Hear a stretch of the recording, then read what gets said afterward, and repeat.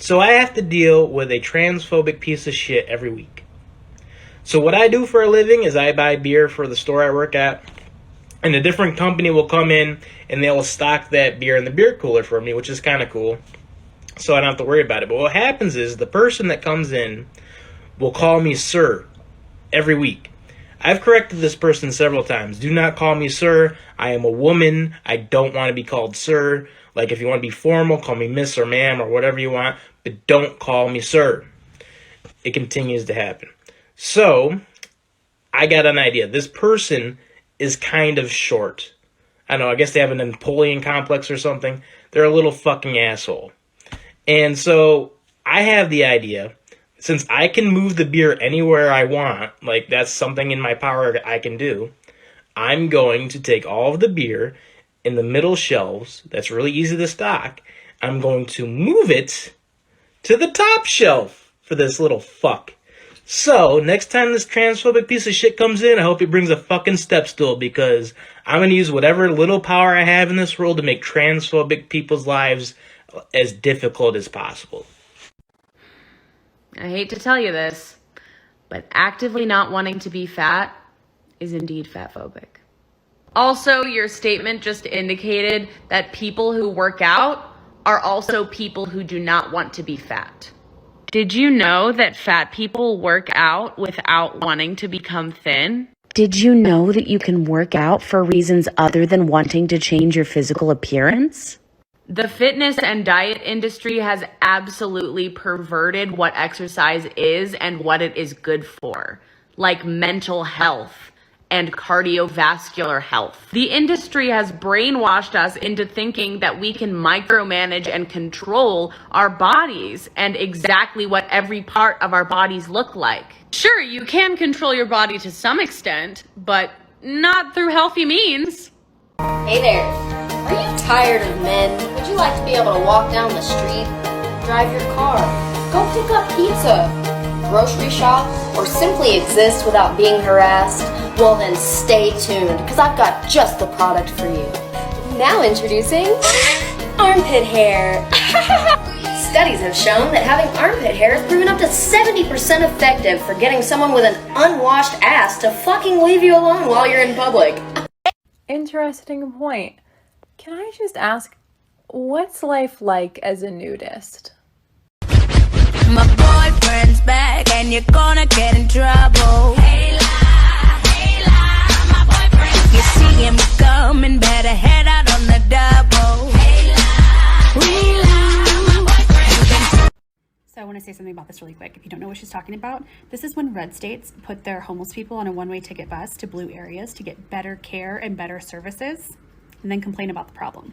I learned about this because I went to visit San Francisco, and outside my hotel there were a couple of cops that were patrolling the area, and I got into a conversation with one of them about the homeless population that was outside where I was staying. And he said, well, you know where they came from? Florida.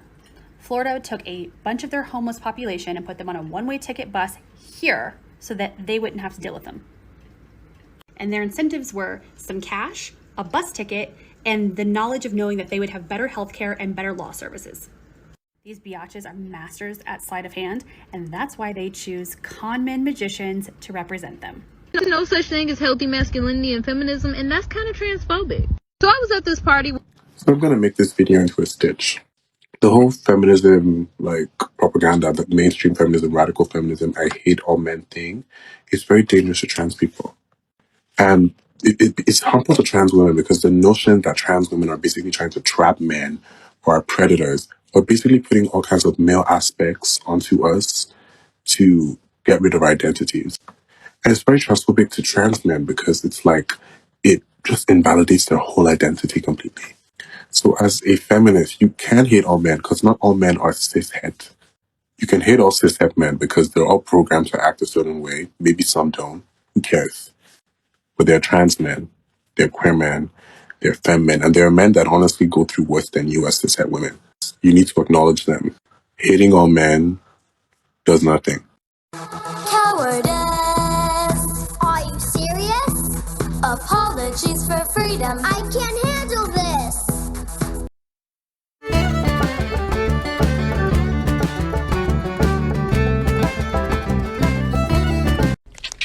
come out here and face me like a man. My pronouns are they, them. Oh, shit, my bad. Hold on. Come out here and face me like a person. Thank you. I really appreciate that. Now, prepare to die! Ha! My New Year's resolution is to bully people into using my pronouns, because just because I am feminine presenting doesn't mean that I am a woman, and non-binary people don't owe you androgyny. So if I tell you my pronouns are they, he, you're gonna use they, he, bitch. People with the they, them pronouns have so much power.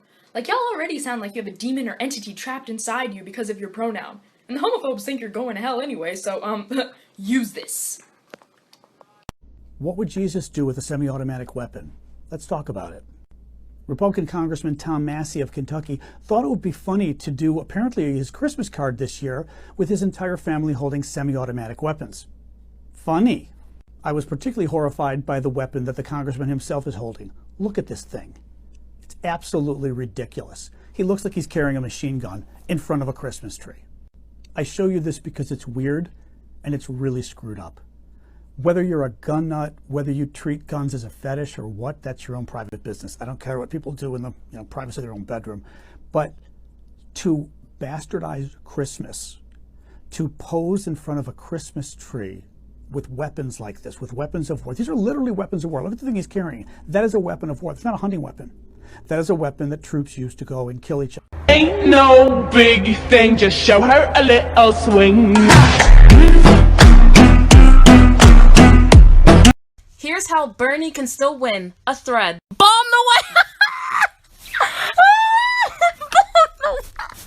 For legal reasons, that was not my joke, and I'm Canadian. Please don't send the feds to my house.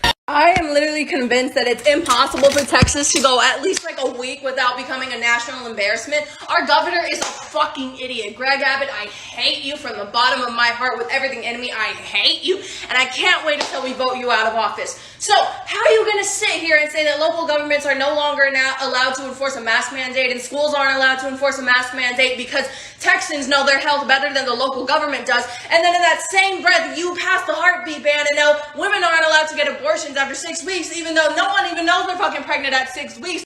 So it's bodily autonomy for a mask, for a piece of cloth that keeps other people safe, but it's not bodily autonomy when your uterus is going to be occupied for 9 months by another person.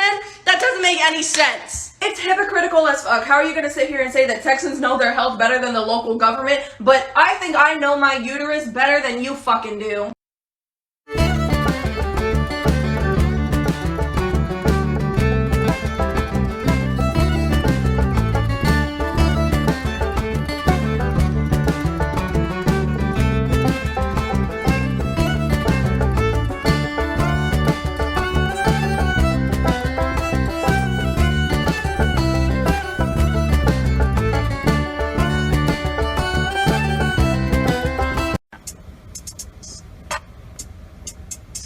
Capitalize off pain, put a stick to your brain, speak on the game, go out with a bang.